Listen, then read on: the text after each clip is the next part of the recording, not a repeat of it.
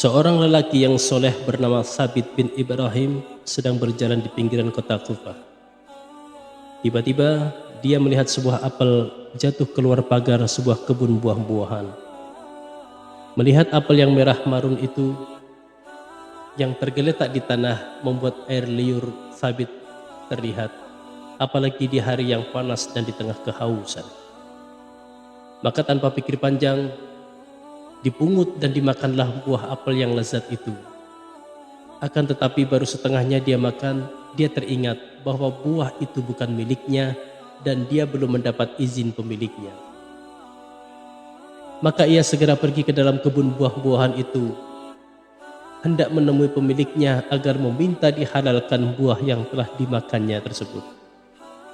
Di kebun itu ia bertemu dengan seorang lelaki, maka langsung saja dia berkata, "Aku sudah makan setengah dari buah apel ini. Aku berharap Anda menghalalkannya."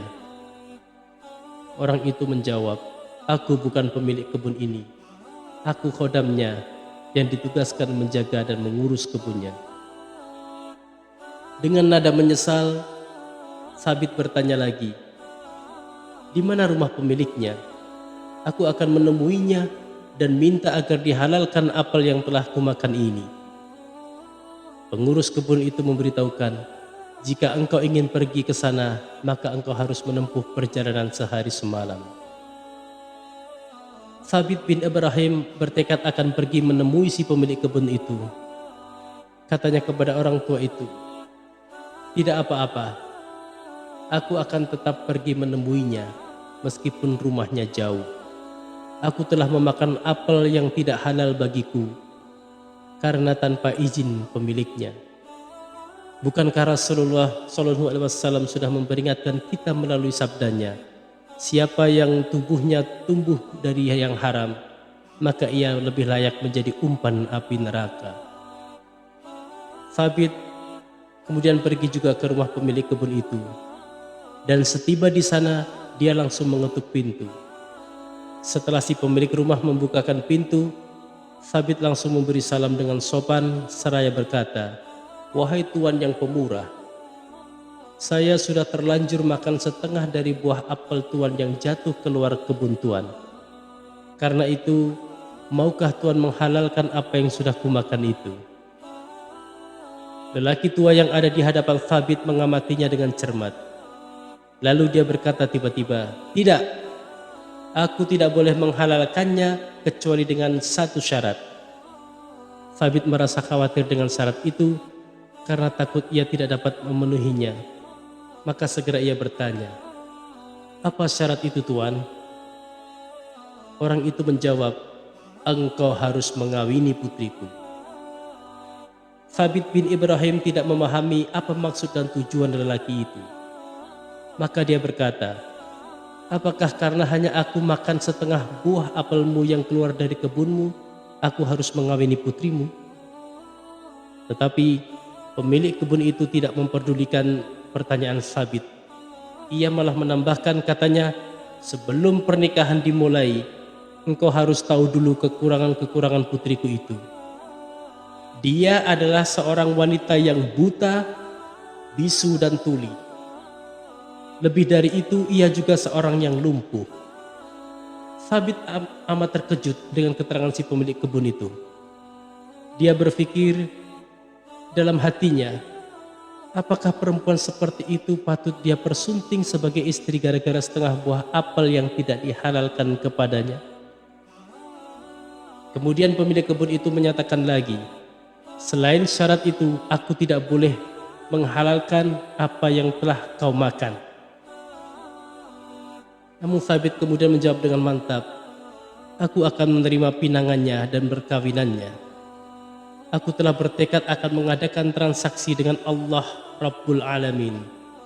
Untuk itu, aku akan memenuhi kewajiban-kewajiban dan hak-hakku kepadanya, karena aku amat berharap Allah Subhanahu wa Ta'ala selalu meridhoiku, dan mudah-mudahan pula aku dapat meningkatkan kebaikan-kebaikanku di sisi Allah Ta'ala."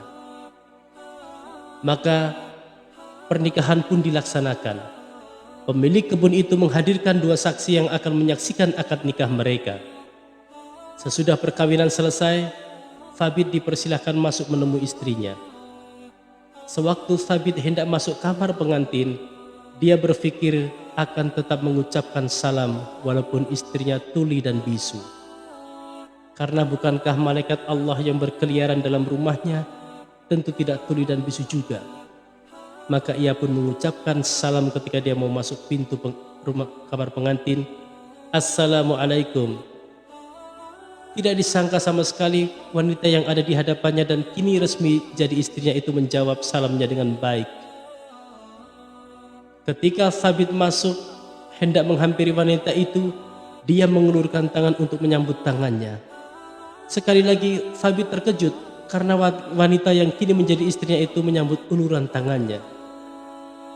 Thabit sempat tersentak menyaksikan kenyataan ini. Kata ayahnya, dia wanita tuli dan bisu, tetapi ternyata dia menyambut salamnya dengan baik. Jika demikian, berarti wanita yang ada di hadapanku ini dapat mendengar dan tidak bisu. Ayahnya juga mengatakan bahwa dia buta dan lumpuh, tetapi ternyata dia menyambut kedatanganku dengan ramah dan mengulurkan tangan dengan mesra pula, kata Thabit dalam hatinya. Thabit berpikir, mengapa ayahnya menyampaikan berita-berita yang bertentangan dengan yang sebenarnya. Setelah Thabit duduk di samping istrinya, dia bertanya, ayahmu mengatakan kepadaku bahwa engkau buta, mengapa? Wanita itu kemudian berkata, ayahku benar, karena aku tidak pernah melihat apa-apa yang diharamkan Allah. Lalu Thabit bertanya lagi, ayahmu juga mengatakan bahwa engkau tuli, mengapa? Wanita itu menjawab, ayahku benar, karena aku tidak pernah mau mendengar berita dan cerita orang yang tidak membuat ridha Allah. Ayahku juga mengatakan kepadamu bahwa aku bisu dan lumpuh, bukan? Tanya wanita itu kepada Thabit yang kini sah menjadi suaminya. Thabit mengangguk perlahan mengiyakan pertanyaan istrinya. Selanjutnya wanita itu berkata, aku dikatakan bisu karena dalam banyak hal aku hanya menggunakan lidahku untuk menyebut asma Allah Ta'ala saja. Aku juga dikatakan lumpuh karena kakiku tidak pernah pergi ke tempat-tempat yang menimbulkan kegusaran Allah Ta'ala. Thabit amat bahagia mendapatkan istri yang ternyata amat soleh dan wanita yang memelihara dirinya. Dengan bangga ia berkata tentang istrinya, ketika kulihat wajahnya, subhanallah, dia bagaikan bulan purnama di malam yang gelap. Thabit dan istrinya yang salehah dan cantik itu hidup rukun dan berbahagia.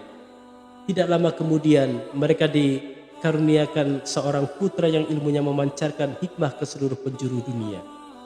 Beliau adalah Al-Imam Abu Hanifah An-Nu'man bin Thabit. Wallahu a'lam bissawab.